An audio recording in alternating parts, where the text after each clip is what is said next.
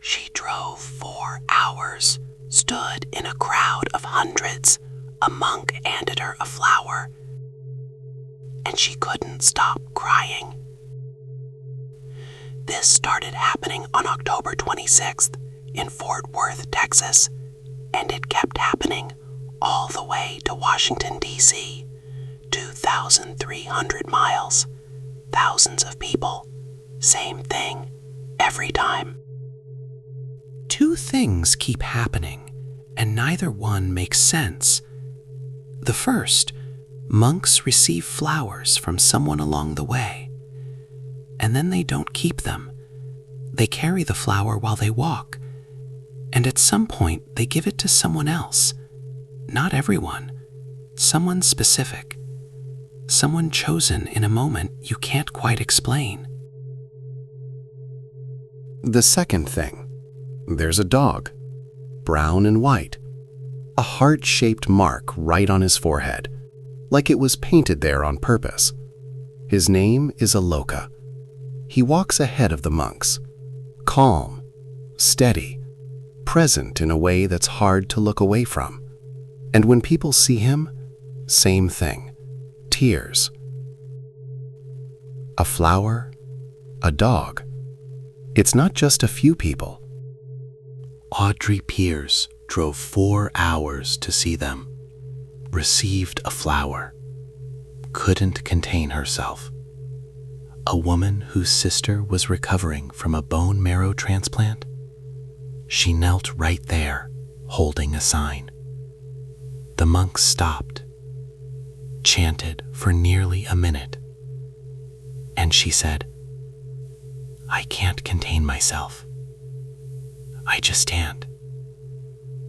Even the monks themselves cry.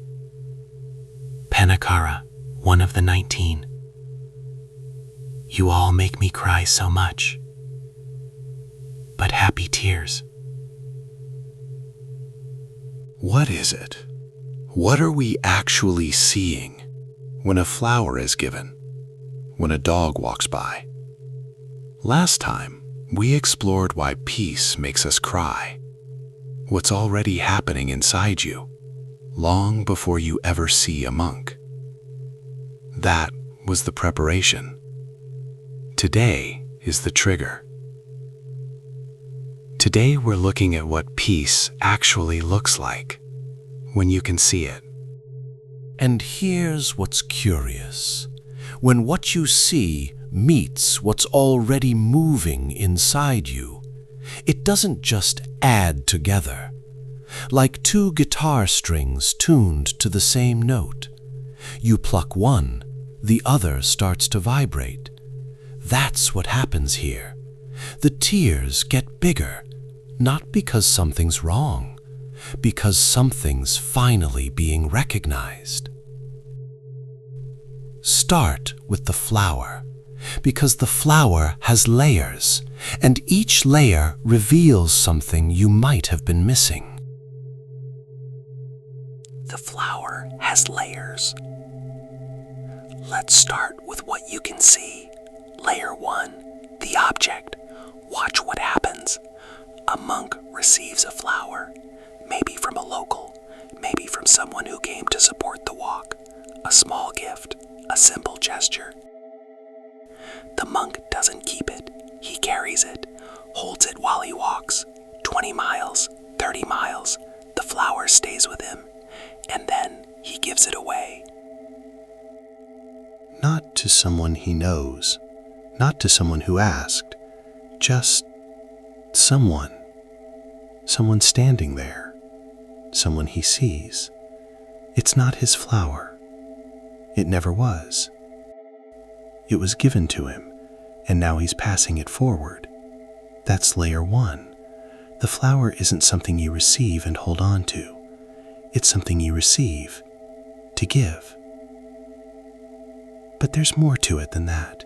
Layer 2, the symbol. This isn't just any flower. This is a flower carried by a Buddhist monk, a monk who is walking for peace. And in Buddhist tradition, flowers mean something. They bloom, they're beautiful, and then they wilt. That's not a sad thing. That's the teaching. Nothing lasts, and that's okay. The lotus, one of the most sacred symbols in Buddhism, it blooms in muddy water. Purity, growing out of difficult ground. So when a monk gives you a flower, he's not giving you decoration. He's giving you something that says, this beautiful thing won't last, but right now, it's here, and it's yours. That's layer 2. The flower carries meaning deeper than the object itself. Layer 3, the choosing. This is where it gets personal. Picture this moment. The monk is walking. There are hundreds of people lining the street, maybe thousands. He could give the flower to anyone. But he stops, looks at you, and gives it to you. You didn't volunteer. You didn't raise your hand. You didn't do anything special. You were just there. And you were chosen. Not everyone gets one. Not first come, first served. You, specifically, were seen. Someone looked at you, really looked. Not at your achievements, not at your performance, not at what you could offer. Just you, standing there. That's rare. See that? Layer 4. Worthiness. This is the deepest one. You didn't earn that flower. You didn't pay for it. You didn't work for it. You didn't prove anything. The monk just gave it to you. And here's what something in you does with that. It doesn't know what to do with pure goodness. Because we've been taught everything must be earned. Love must be earned. Respect must be earned. Peace must be earned. Worth must be proven. Wait, if you don't earn things, how do you know you're worthy? How do you protect yourself from being rejected? You have to prove your value. You have to earn your place. Otherwise, you're vulnerable. And then, a monk hands you a flower. For nothing. No agenda. No transaction. No proof required. Just, here, this is for you. In the gap between what you've been taught and what just happened,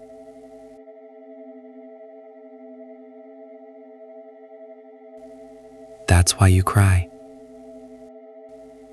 Layer 4, you are worthy, not because you earned it, because you exist. And here's what happens next. Someone receives the flower. They cry. And then they give it to someone else. Not because they were told to. Not because there was a rule. Because once you receive something like that, something purely given, you want to pass it on. The flower moves forward, and the piece, watch what happens to the piece. The flower is one way peace becomes visible, a gesture. Now watch the other way, presence. His name is Aloka. 2022, India. A stray dog, alone, injured, surviving on the streets. Buddhist monks were walking across India, a 112-day walk for peace, And somewhere along that road, this dog started following them. Not invited, not trained, he just appeared one day and kept showing up. Somewhere during that walk, he was hit by a car. The monks put him in a truck. Safety, rest, a chance to heal without walking. He jumped out and kept walking. He chose them. He chose the walk. He chose peace over comfort. And in choosing peace, peace chose him. Now, 3 years later, October 2025, Fort Worth to Washington, D.C., 2,300 miles. Watch what he's become. Calm. Not frozen calm, not the calm of someone who gave up. Present calm, the kind of calm that comes from somewhere deep. He walks ahead of the monks often, leading them, alert, watchful, but not anxious. There's a difference between watching the road carefully and worrying about what's coming. Aloka does the first one. And yes, sometimes he wears a sweater. Green, red, white, whatever keeps him warm. 227,000 people follow his Instagram. Half the comments, that outfit though. Peace doesn't have to be serious and heavy. It can be playful. Here's a story from the walk. A wild boar appeared on the road. Most dogs would bark, attack, defend their territory. It's instinct, it's survival. Aloka tried to play with it. Someone watching said, "If Aloka can play with a wild boar, there is zero doubt in my mind that is the dog of peace." See that? He's not performing peace. He's not trying to be calm. He's not thinking about it. He just is. That's what 3 years of walking beside peaceful beings does to you. Not taught, not decided, absorbed, the way a plant absorbs light, without effort, without trying. It just happens when you stay close enough, long enough. And here's what's happening inside you when you watch him. You have these cells called mirror neurons. When you see someone calm, truly calm, your mirror neurons fire, as if you're calm too. Not imagining it, your nervous system literally tries to match his state. The calm you feel watching Aloka isn't coming from your thoughts, it's coming from your body reading his. From a dog who learned it from monks, who learned it from practice. Peace is transmittable, observable, absorbable. That's not metaphor, that's neuroscience. January 2026, South Carolina. Aloka starts limping, torn ligament, but not a new injury, an old one, from his old life, from India, from years on the streets before anyone found him. It had been hurting for a long time, and he kept walking anyway. January 12, surgery, a 1-hour procedure, and 4 days later, he reunites with the monks in Charlotte, just for a few minutes during their lunch stop. The crowd watching breaks down because they see it. Peace doesn't require perfect conditions. It doesn't require a healed body or an easy road or a life without pain. He's wounded, he's healing, he's still in pain, and he's still peaceful. That's not despite the pain, that's carrying peace through the pain. But he got hurt. Peace didn't protect him from the car, didn't protect him from the injury. If peace worked, why is he still in pain? Peace isn't a shield. Peace is what you carry even when you're wounded, especially when you're wounded. That's the difference between safety and peace. Safety means nothing hurts you. Peace means you're okay, even when things do. Watch Aloka. He's teaching. And then there's that heart-shaped mark on his forehead. White fur, a perfect heart, right in the center, like someone painted it there. He was born with it, didn't choose it, didn't earn it. But people who see him say it feels like peace wanted to mark him. Like there was something in this dog that needed to be known. This one understands. This one remembers. This one can show others. You see peace in his eyes, in his walk, in how he responds to wild boars and crowds and injuries and everything the road throws at him. But you can also just see it on his forehead, visible, marked, right there for anyone to notice. And when you see that mark, something in you remembers. You used to have that mark too. I used to be like that. I used to play without worrying if I was doing it right.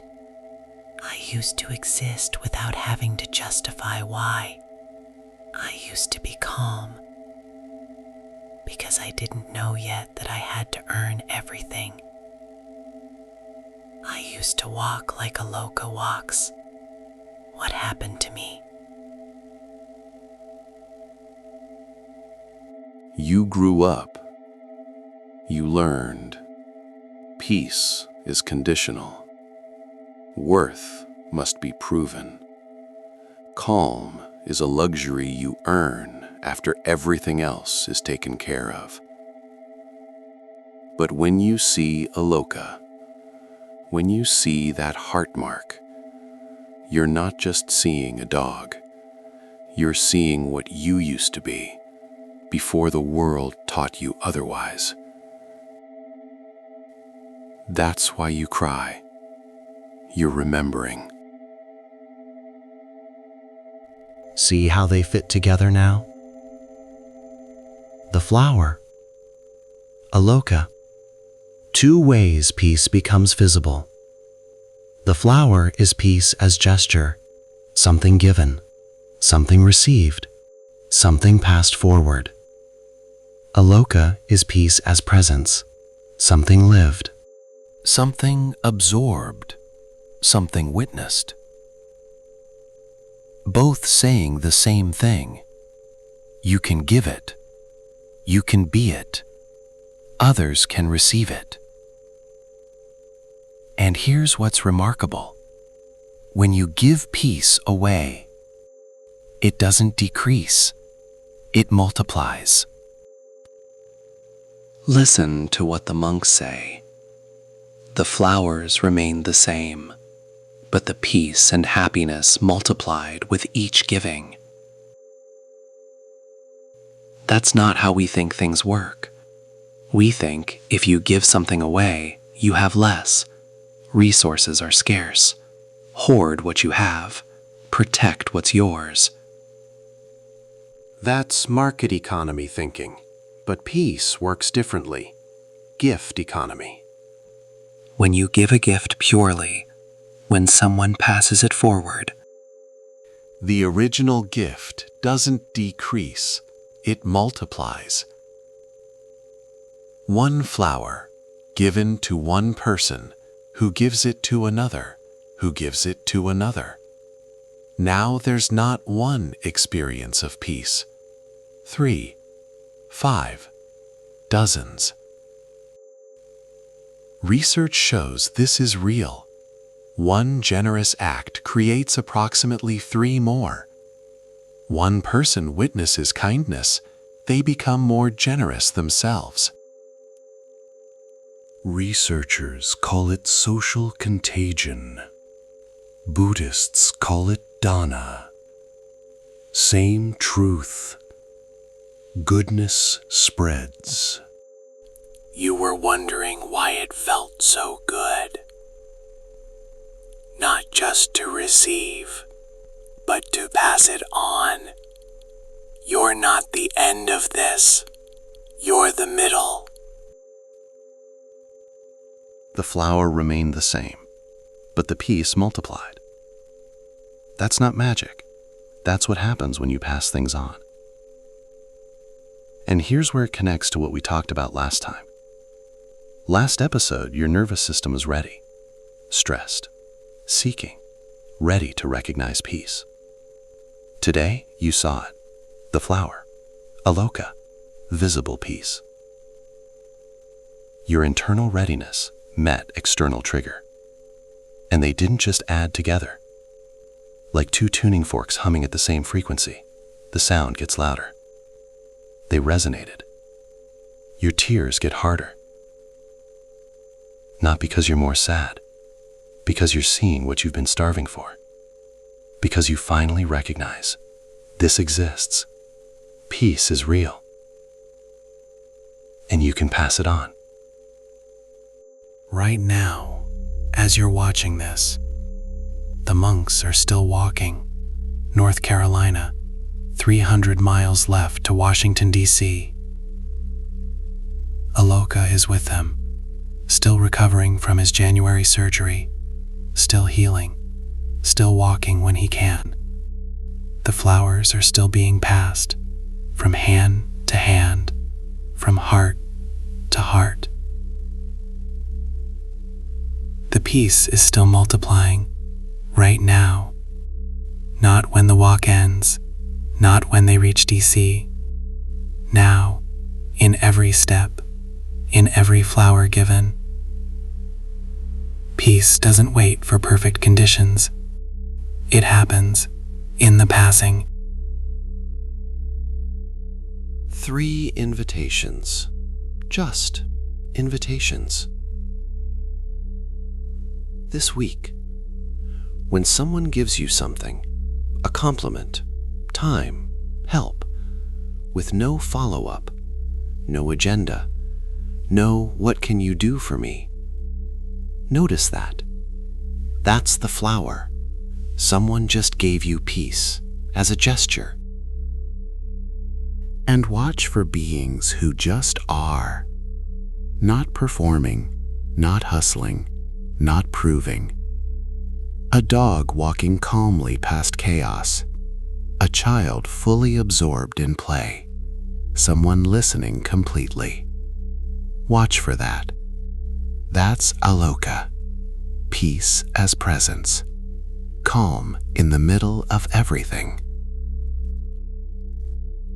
And pass one thing forward. Not everything, just one. This week, give something purely.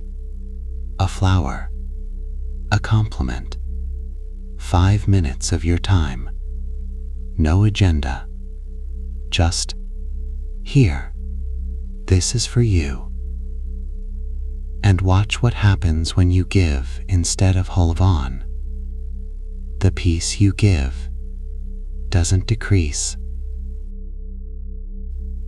It multiplies. You already have it.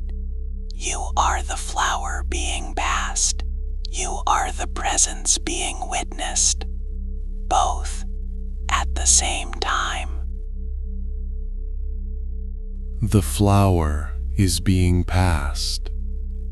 Aloka is still walking.